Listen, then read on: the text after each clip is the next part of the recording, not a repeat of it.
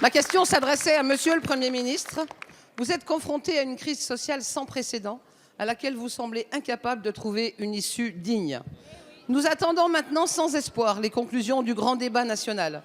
Nous avons maintes fois alerté sur le matraquage fiscal injuste que vous faites peser sur les ménages, sur les retraités et qui fut le catalyseur de la mobilisation des Gilets jaunes.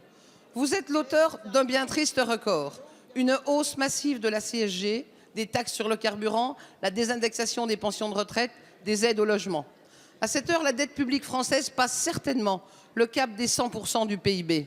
Je déplore le manque d'humilité de ce gouvernement qui se vante des chiffres de 2018 alors qu'au niveau de la zone euro, la France reste le pire élève sur le déficit, les impôts et la dette.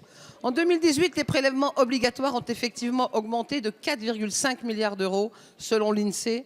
Nous sommes les champions d'Europe des taxes et impôts avec un taux de prélèvement obligatoire de 45% du PIB contre 39,6% en Allemagne. Comment le justifiez-vous? Alors que la cohésion nationale se fracture de tous côtés, ce matin, votre majorité a rejeté en première lecture en commission des finances la proposition de loi visant à rétablir le pouvoir d'achat des Français déposée à l'initiative de notre président Christian Jacob.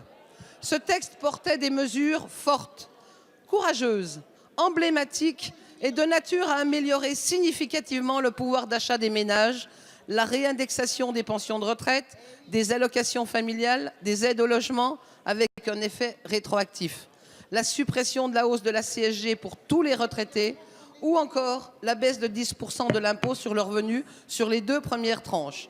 Il est urgent de faire redescendre la pression fiscale par la baisse drastique de la dépense publique. Monsieur le ministre, aurez-vous la volonté et le courage de suivre nos propositions de bon sens? Bravo. Merci, madame la députée. La parole est à monsieur Gérald Darmanin, ministre de l'Action et des Comptes publics.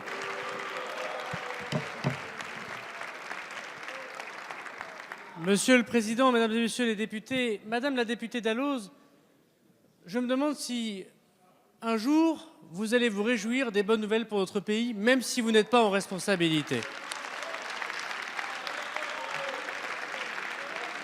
Peut-être auriez-vous pu souligner, tout en disant qu'il faut continuer les efforts, bien sûr. Peut-être auriez-vous pu souligner que pour la première fois, Madame la députée Dalloz, depuis plus de 20 ans, le déficit à 2,5%, il a baissé d'1 point en 2 ans, et c'est grâce au travail de cette majorité.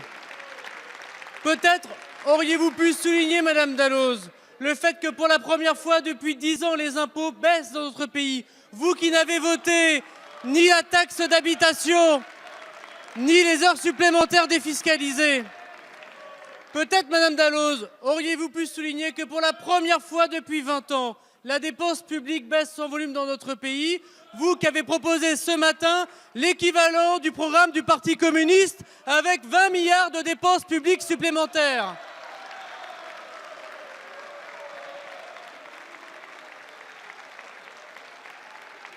Je sais, Madame Dalloz, que vous avez vendu le siège de l'UMP, mais ne vous retrouvez pas place du colonel Fabien, quand même.